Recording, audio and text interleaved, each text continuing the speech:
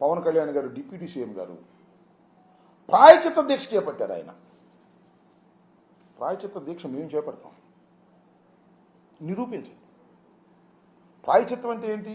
మేము తప్పు చేశాము, మమ్మల్ని క్షమించిన ఆయన అని కదా ప్రాయచిత్తం. ఒక మాటలో చెప్పాలంటే కరెక్ట్ ప్రాయచిత్తానికి చక్కని ఉదాహరణ మొన్న జరిగింది.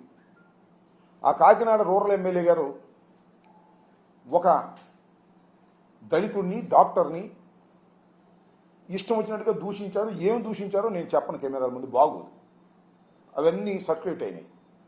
ఆయన తప్పు అయిపోయిందండి, నేను ప్రాయచిత్త దీక్ష చేసుకుంటున్నానని చేశాడు. అది ప్రాయచిత్త దీక్ష అంటే. మేము కూడా చేస్తాం, నిరూపించండి అంటున్నా. నిజంగానే వైఎస్ఆర్ కాంగ్రెస్ ప్రభుత్వం అధికారంలో ఉన్నప్పుడు ధర్మారెడ్డి గారో, సుబ్బారెడ్డి గారో, లేదా కరుణాకర్ రెడ్డి గారి కాలంలో కల్తీ కలిసింది జంతు నూనె అని చెప్పండి, నిరూపించండి. నువ్వు చెప్తేనా? ఎవరు? చంద్రబాబు నాయుడు గారు చెప్తాను, లోకేష్ చెప్తాను, లేదంటే పవన్ కళ్యాణ్ గారు చెప్తాను. మేము ప్రాయచిత్త దీక్ష చేయాలి? నాకు అర్థం కాదు. రాజకీయంగా కక్ష పెట్టుకున్న మీరు నిరూపించండి, మేము ప్రాయచిత్త దీక్ష చేస్తాం. మీరెందుకు చేస్తున్నారు నాకు అర్థం కాదా. పవన్ కళ్యాణ్ గారు ఎందుకు ప్రాయచిత్త దీక్ష చేస్తున్నారు? మీరు తప్పు చేయలేదు కదా. ప్రాయచిత్తం అంటే అనుభవించటం. మేము నిజంగా చేసి ఉంటే మీరెందుకు అనుభవించాలి? మేము అనిపిస్తాంగా. నిరూపించే శక్తి మీకు లేదు. ఎప్పుడైతే ఆరోపణ సరైంది కాదో హంగామా చేసేటటువంటి కార్యక్రమాన్ని మీరు చేసేటటువంటి ప్రయత్నం చేస్తున్నారు. చాలా కామెంట్ చేశారు. మొన్న చంద్రబాబు నాయుడు గారు కూడా కామెంట్ చేశారు. నేను విన్నాను, ఎంతవరకు నిజమో కామెంట్స్ నేను కూడా చూశాను పత్రికల్లో. వైవి సుబ్బారెడ్డి గారి మీద కామెంట్ చేశారు. వైవి సుబ్బారెడ్డి గారు సతీమణి బైబిల్ పట్టుకుంటుందని చెప్పారు.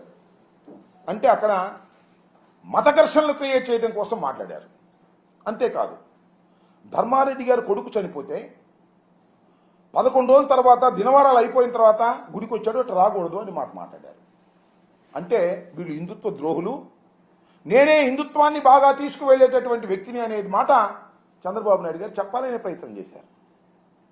మరి నాకు తెలుసు, ధర్మారెడ్డి గారి కుమారుడు చనిపోతే దినవారాలు అయిన తర్వాత వచ్చి ఆయన గుడిలో తన ధర్మాన్ని దాన్ని నిర్వహించారు. అది తప్పు కాదని అనుకుంటున్నా.